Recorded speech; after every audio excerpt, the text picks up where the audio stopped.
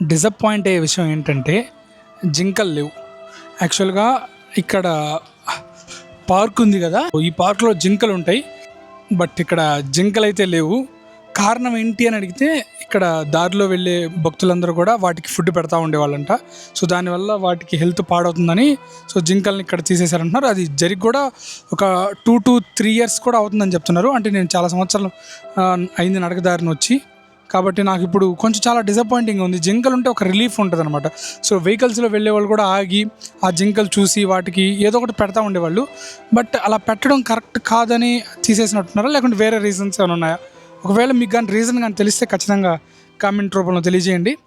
But నేనైతే కొంచెం disappoint అవుతాను, ఎందుకంటే జింకలు ఉంటే ఆ ఫీల్గా ఉంటుంది అనమాట, కొంచెం రిలీఫ్గా వాటిని చూస్తూ వాటితో కొంత టైం స్పెండ్ చేస్తే బాగుండేది. బట్ ఇప్పుడు అవి లేవు ఇక్కడ. ఇది చాలా కొంచెం డిసప్పాయింటింగ్గా ఉంది. మీరు ఇక్కడికి వచ్చినప్పుడు జింకలు లేకపోవడంతో మీరు ఏమైనా డిసప్పాయింట్ అయ్యారా, లేక హ్యాపీగానే ఫీల్ అయ్యారా అనేది ఖచ్చితంగా కామెంట్లో తెలియజేయండి.